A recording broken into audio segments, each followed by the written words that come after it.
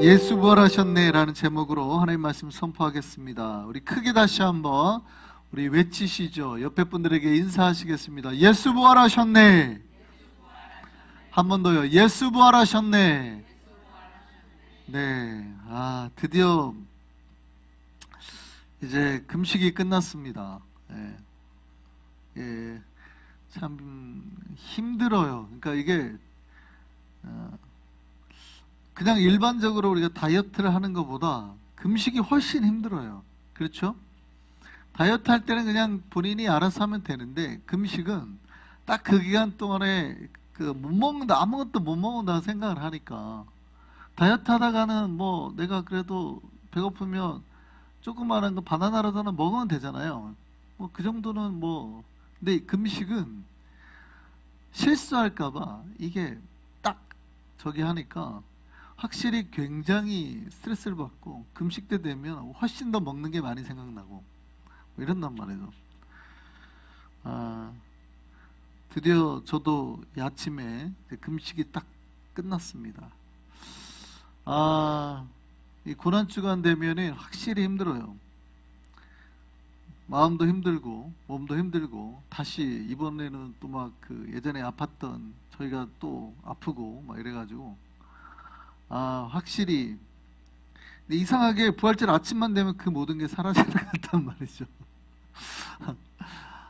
그래서 이제 다시 한번 우리가 부활의 기쁨으로 나아가기를 원합니다. 기독교의 힘은 부활에 있어요. 부활의 능력에 있습니다. 그러니까 우리가 여러분이 금식을 하고 경건 생활을 하고 기도를 하고 여러분이 누군가를 도와주고 섬기고 다 좋은 것이지만, 만약에 우리에게 부활이 없다면 이 모든 것들은 헛것이 될 수 있어요. 우리가 부활하지 않는다 그러면 우리의 종교는, 기독교는 다른 종교와 똑같아질 수 있는 거예요. 우리는 그 안에 담긴 하나님의 영, 하나님의 능력이 있으므로 다른 종교와 달라지는 거예요. 여러분, 우리가 우리의 마음을 경건하게 하고 우리가 우리 속에 어떤 깨끗한 환경을 만들고 이런 말을 우리가 하잖아요. 근데 이거는 다른 종교도 똑같아요. 그렇죠? 우리가 어떤 욕심을 부리지 않으려고 하는 거, 우리가 도둑질하지 않으려고 하는 거, 이런 윤리적인 삶은 다른 종교와 똑같습니다. 여기는 모든 종교가 똑같이 말을 해요. 너의 마음에 도둑질하지 말아라, 거짓말하지 말아라, 너의 마음을 깨끗하게 해라. 이거는 모든 종교가 다 똑같아요. 여기까지는 똑같아요. 그럼 기독교의 차이는 뭐예요? 다른 종교는 깨끗한 상태를 그냥 비워둔단 말이죠. 근데 기독교는 그 상태에 뭘 담아요? 하나님을 담는 거예요. 반드시 이 작업이 있어야 돼요. 이 작업이 없으면 헛거예요. 그냥 다른 종교랑 똑같아요. 내가 그냥 착하게 열심히 살려고 하는 거고, 내가 그냥 거짓말 안 하고 살려고 하는 거지, 그거 헛것이에요. 헛것. 아무것도 안 해요. 여러분, 그렇게 내가 목사님 얼마나 착한데요, 거짓말 안 하고 하려는데 다 헛것이에요. 헛것. 아무것도 안 해요. 그래서 어쩌라고요? 아무것도 안 해요. 그거는 아무것도 안 해요. 그 다음에 깨끗하게 접시를 이렇게 씻었으면, 설거지를 했으면 그 다음에 뭘 담아야 돼요? 뭔가 생명을 줄 걸 담아야 된단 말이에요. 그게 뭐냐는 거죠. 불교는 비우는 거잖아요. 거기까지 하라는 거예요. 이게 세상은 고통이고 너희가 욕심 부린 것 때문에 욕심을 내려놔라, 비우라는 거예요. 거기까지는 똑같아요. 근데 기독교는 뭐예요? 거기에 반드시 누구를 담아라? 성령님을 담고 예수 그리스도를 담고 담아야 되는 거예요. 여러분 안에. 안 담으면 거짓말, 여러분 다 필요 없어요. 그냥 교회 다녀갖고 착한 척 하는 거지. 그런 사람에게는 뭐가 없냐면 생명이 없단 말이에요. 생명이 없어요. 그런 사람은 그 순간만 착한 척 하는 거지, 일주일 지나면 똑같아요. 한 달 지나고 1년 지나면 똑같아. 그분은 생명이 없어요. 그냥 목사님 내가 얼마나 착한데요, 이렇게 말하는 거지, 사실 그 속에 생명이 없는 거예요. 여러분, 기독교의 능력은 부활하신 예수가 그 안에 함께 할 때 나타나는 겁니다. 할렐루야. 그래서 여러분, 이제 부활하신 예수의 능력, 부활의 능력, 우리가 부활이 없다면 우리도 그 앞에까지 다 우리가 거룩하게 살고 깨끗하게 살고 경건하게 살고 의미 없어요. 금식하고 사는 것. 부활하신 예수가 우리 안에 들어와서 우리를 만지시고 우리를 완전히 정말 장악하시고 지배할 때, 그럴 때 우리가 주님 앞에 모든 드려진 것들이 경건이며 금식이며 기도며 이게 어떻게 해요? 완성이 되는 거죠. 이게 이제 우리에게 열매가 되는 거예요. 우리가 예수의 부활의 능력을 모두 가졌음을 믿으시기 바랍니다. 그 능력으로 사는 거예요. 이제 그 능력으로 사는 거예요. 예수께서 죽으시고 사흘 만에 이 새벽에 부활하셨습니다. 예수께서 십자가에 죽으시고 예수님을 따르던 모든 사람들이, 제자들이 낙심과 절망에 빠졌었어요. 이제는 소망이 없다고 생각했습니다. 사실은 그들은 정치적인 어떤 이렇게 반란을 꿈꿨던 사람들이죠. 그러니까 이제 자기가 믿고 따르던 지도자였던 예수가 죽었으니 어떻게 될 거라 생각해요? 아, 이제 우리가 저들에게 잡히면 죽을 수도 있겠다. 사두개인들이나 로마 군인들에게 잡히면 우리가 사형당할 수 있겠다. 원래 예수님의 제자들은 그러니까 뭐예요? 프로테스탄트 같은 거예요. 그러니까 약간 저항 세력들, 나라의 독립을 꿈꾸는 독립군 같은 그런 사람들이 다 그런 말이에요. 우리는 지금 이제는 편안해서 그냥 종교인 같은 느낌이 들잖아요. 그렇죠? 우리는 종교인 같은 느낌이 들지만 예수를 따르던 제자들은 좀 달라요. 예수를 따르던 제자들은 어떻게 해요? 이 나라의 독립을 쟁취해야 될 것 같은 그런 사람들이란 말이죠. 굉장히 해서 정치적인 파워를 키우고, 예수가 정치인이 되어서 지금 선거하는데 내가 예를 들어서 이재명을 지지한다, 혹은 내가 한동훈을 지지한다, 이런 정치적인 파워를 가지고 자기의 삶을 바쳤던 사람들이에요. 근데 그거보다 훨씬 더 심한 거죠. 내가 트럼프를 지지한다, 바이든을 지지한다, 이게 완전히 훨씬 심한 거예요. 그런데 한쪽이 이렇게 죽어버려요. 바이든이 죽든 트럼프가 죽든. 그럼 어떻게 해요? 내 지지 기반이 사라져버리죠. 뿐만이 아니라 그때 당시에는 그렇게 되면 어떻게 돼요? 반역자로 몰려가지고 죽을 수도 있는 상황이에요. 그러니까 어떻게 돼요? 숨었죠. 사람들이 다 숨어버립니다. 제자들이. 왜냐하면 잡히면 죽을 수도 있으니까. 그리고 도망가 버립니다. 제가 말씀드렸다시피 엠마오 마을로 가는 두 제자가 뭐예요? 도망가는 거예요. 엠마오 마을로, 예루살렘에서 도망가는 거예요. 튀자. 근데 부활하신 예수가 어떻게 해요? 어디 가니? 정신 차려라. 나 부활했다. 그러시단 말이죠. 그러니까 그때야 제자들이 이제 눈이 떠 있는 거죠. 아, 우리가 뭔가 잘못 생각했고, 아, 우리가 생각했던 정치적인 독립이 아니었구나. 예수께서 진짜 부활하셨구나. 우리 이제 예수를 위해서 죽자 하고 이제 예루살렘으로 돌아가는 거죠.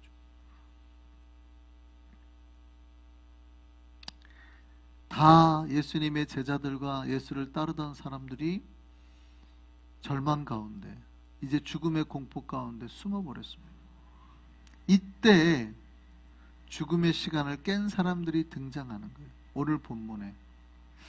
여러분, 교회에는 이런 사람들이 필요합니다. 모두가 죽음의 공포 가운데 휩싸여 있을 때, 모두가 절망 가운데 무너져 있을 때, 사람들이 뭐예요? 이제 할 수 없다. 이제 다 끝났다. 이제 우리는 아무것도 더 이상 우리에게 남은 게 없다. 이렇게 절망할 때 그 모든 절망을 깨고 움직이는 사람, 이들이 누구였어요? 여인들이에요. 여인들. 여자들 3명. 여자 3명이 세상을 바꿔버린 겁니다. 그 여자 3명이 우리 교회에 나오기를 바랍니다. 그 여자 3명이에요. 여자 3명. 사실은 어쩌면 유대 생각에, 남자들의 생각에서는 별거 아닌 사람들이에요. 제가 여인들에 대해서 얼마 전에 여전도 연합회에서 제가 강의를 한 적이 있는데, 유대 사회에서 여자들은 나띵이죠. 유대 사회에서. 왜냐하면 족보에도 이름이 올라가지 않아요, 여자들은. 그러니까 성경에서 사람을 카운트하는데 여자를 카운트를 안 한단 말이에요. 예수님이 기적을 일으켜서 5천 명을 먹고 마셨다고 돼 있죠. 오병이의 기적. 5천 명은 누구예요? 성인, 남성 기준이에요. 어린아이나 여자들은 거기에 카운터가 안 돼요. 여러분, 출애굽할 때 60만 명이 나왔다고 돼 있어요. 60만 명은 누구예요? 성인, 남성을 기준으로. 그러니까 유대 사회는 여자들이 아무것도 아니에요. 정말 여자들은 직업도 가질 수가 없고요. 이게 신약으로 넘어가서 디아스포라 헬라에 이렇게 흩어져 있는 사람들이 봤을 때 해외에서 뭐 자주장사 루디아도 나오고 하는 거지, 사실은 유대 사회 안에서 여자들은 거의 직업을 못 가졌죠. 거의 못 가졌어요. 그러니까 남자한테 쫓겨나고 이혼당하면 여자들이 갈 데가 없는 거예요. 그러니까 결국 자기 몸 파는 일을 하게 되는 거죠. 아무것도 아니에요. 유대 사회에 봐서는 저들에게 무슨 희망이 있겠는가? 저들이 뭘 할 수 있겠는가? 그런데 성경은 그런 여자들을 들어서 씁니다. 놀랍게도 그렇게 세상을 뒤집을 것 같은 남자들은 다 숨어 있는데, 그들은 다 도망가 버렸는데, 아무도 죽음의 절망이나 그거를 깨지 못했는데 여인들이 그 시간에 깨서 가는 거예요. 이 여인들이 이제 막달라 마리아와 야고보의 어머니 마리아와 살로메죠. 오늘 본문에는 막달라 마리아와 다른 마리아 이렇게 나오는, 다른 본문에는 여인들 이렇게도 등장도 하고, 이 세 명의 여인이 가는 겁니다. 아무도 움직이지 않는 그 시간에, 아무도 가지 않는 그 장소에 갔습니다. 이들은 가면서도 걱정했습니다. 자신들을 위해 누가 무덤에 큰 돌을 옮겨줄 건가? 갔다는 거예요. 그런데도 갔어요. 여러분, 가면 역사가 일어날 줄 믿습니다. 근데 이게 뭐냐면 우리의 행함이 먼저 돼야 될 때가 있죠. 우리가 가끔 머릿속으로 계산을 하는 거예요. 야, 거기 무덤은 큰 돌이 있을 텐데? 우리 세 명이 가도 못 움직일 텐데? 가면 뭐해? 이렇게 이성적으로 생각하는 사람이 있잖아요. 그렇죠. 당연하죠. 계산을 해봐요. 새벽에 아무도 없어. 새벽에 뭐가 사람이 다니는 데도 아니고 한적한 데예요. 근데 가봤자 어차피 우리가 세 명의 힘을 합쳐도 움직일 수 있는 돌이 아니에요. 그럼 여러분 갈 거예요, 안 갈 거예요? 안 가겠지. 왜냐면 가봤자 어차피 못 열어요. 안 돼요. 아무도 우리 세 명이 가서 할 수 없어요. 보통 이렇게 생각을 한단 말이죠. 여인들도 알았어요. 그런데도 갔단 말이죠. 갔더니 역사가 일어났다는 거예요. 할렐루야.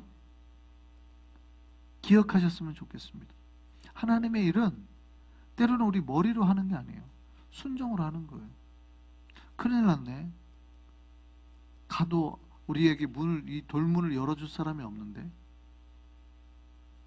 근데 그 여인들을 통해서 역사가 일어난 거예요. 그 얘기는 무슨 얘기냐면, 여인들만 갖고 남자들이 가지 않았다는 얘기는 사실은 여인들도 알았을 거예요. 갈 때 누군가 힘센 사람들이 돌문을 열어줘야 된다는 거. 남자들한테 얘기를 했겠죠. 왜냐하면 이 여인들이 부활하신 예수를 만나고 난 다음에 바로 다이렉트로 누구에게 가요? 남자들에게 간단 말이죠. 남자들에게 갔다는 얘기는 지금 남자들이 어디에 숨어 있고 어디에 모여 있는지를 알았다는 얘기예요. 그 얘기는 누군가에게 얘기를 했을 가능성이 높아요. 우리끼리만 가서 문을 못 여니까 같이 가서 이거 좀 해달라. 근데 남자들이 안 따랐다는 얘기는 뭐예요? 그 말을 안 들어줬다는 얘기죠. 우리가 추측해 볼 수 있는 거예요. 여자들만 가는데 가면서 걱정을 해요. 누가 우리를 위해서 이 돌문을 열어주지?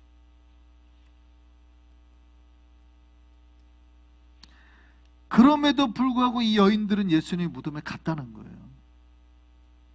가면 역사가 일어날 줄 믿습니다. 이게 우리 기독교가 말하는 바예요. 때로는 우리 머리의 이성으로 계산하지 말고 하라는 거죠. 순종하라는 거죠. 직접 너의 발을 움직여서 가보라는 거죠. 갔더니 뭐예요? 사람들의 걱정을 다 씻어버리는 사건이 있는 거죠. 큰 지진이 일어나가지고 천사들이 돌을 옮겨버리죠. 그러니까 이게 정확하게 천사가 옮겼다는 표현인지 지진으로 그러니까 천사들이 지진을 일으켜서 돌물을 움직였다는 얘기인지는 우리가 명확하게 알 수 없죠. 근데 그렇게 성경 그 사건을 본 사람들은 그렇게 쓴 거예요. 그죠? 큰 지진이 일어났고 천사들이 옮겼다. 그러니까 천사들이 지진을 일으켜서 돌문을 옮겼는지 그건 우리가 정확하게 앞뒤는 몰라요. 어쨌든 지진이 일어나서 돌문이 움직였고 그들은 거기서 천사를 만났고. 여러분, 하나님의 일은 인간의 생각과 계획대로는 것이 되는 게 아니에요. 믿고 움직이면 역사할 줄 믿습니다.